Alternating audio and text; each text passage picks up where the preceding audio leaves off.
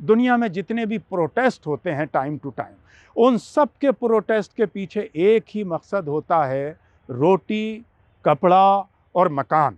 और इसके लिए इस्लाम ने डे फर्स्ट से, क्योंकि प्रॉफिट ऑफ इस्लाम खुद तिजारत किया करते थे, खुद मेहनत किया करते थे, और उन्होंने मक्के से मदीने की तरफ हिजरत ही यूँ की, जब मक्के में लोगों ने उनका रहना और उनके साथियों का दोभर कर दिया, उन्हें तरह तरह से सताया, उनको इबादत करने से काबे में रोक दिया, तो वो मदीना गए। मदीना उस वक्त जोग्राफिकली बहुत इम्पोर्टेंट था और इकोनॉमिकली भी बहुत इम्पोर्टेंट था, वहाँ पर तिजारत थी और वहाँ पर उनके साथियों ने अपनी तिजारत को फ्लोरिश किया।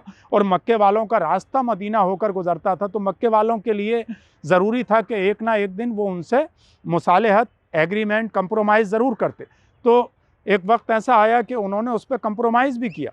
तो प्रॉफिट की ज़िंदगी से लेके, चाहे वो उनके कैंपेनियन सहाबा की ज़िंदगी हो, चाहे वो अहले बैत की ज़िंदगी हो, चाहे हमारे इमामों की और बड़े आलिमों की ज़िंदगी हो, आप डिवीज़न से पहले बड़े बड़े आलिमों को अगर देखेंगे दुनिया के किसी भी हिस्से में, तो वो इमामत के पैसे नहीं लिया करते थे। हमारे यहाँ इमामत का ओहदा, इमामत के लिए कोई अपॉइंटमेंट नहीं होता था कि कोई अगर इमाम है तो उसको सैलरी दी जाएगी, कोई मदरसे में पढ़ाता है तो उसको सैलरी दी जाएगी। उनके खुद के मदरसे थे, वो ये सेवा दीन की फ्री ऑफ कास्ट किया करते थे। और उसके अलावा वो अपनी दुकानें खुद, गौसे आज़म जो बड़े स्पिरिचुअल हेड थे तमाम सूफ़ीज़ के, शेख अब्दुल कादिर जिलानी, वो ख़ुद बड़ी तिजारत किया करते थे।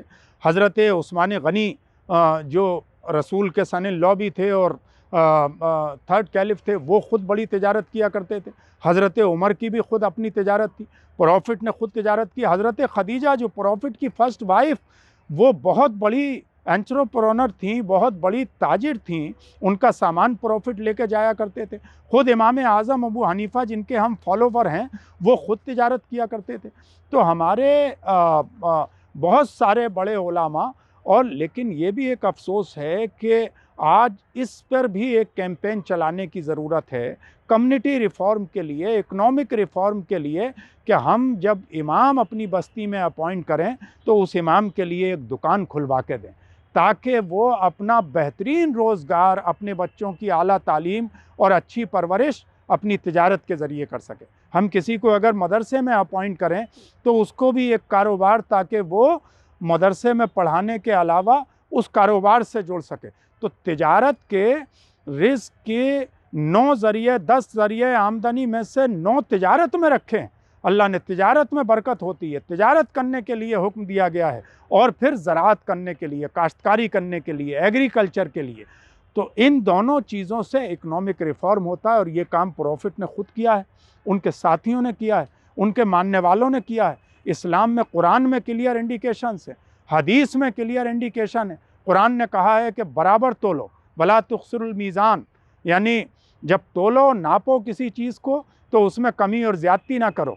किसी चीज़ में प्रॉफिट आटे में नमक की तरह लो, उससे तुम्हारा बिज़नेस तेज़ी से बढ़ेगा और लोगों के पास रीज़नेबल चीज़ पहुंचेगी। ऐसा नहीं कि कोई चीज़ है स्टोरेज करने से मना किया गया है, ऐसा नहीं कि प्याज महंगी हो रही है तो स्टोरेज कर लिया जाए, ऑयल महंगा हो रहा है तो स्टोरेज कर लिया जाए, बल्कि आज मार्केट में कोई चीज़ ख़रीद के लाओ, उसे जैसे ही आपके पास बायर आ जाए तो उसको बेच दो, और मिनिमम प्रॉफिट से बेचो। सेल ज़्यादा हो, प्रॉफिट कम हो, इससे आपकी तिजारत में, आपकी अर्निंग में भी बरकत होगी और सामने वाले को भी चीज़ रीज़नेबल पड़ेगी। ये इस्लाम का कंसेप्ट है।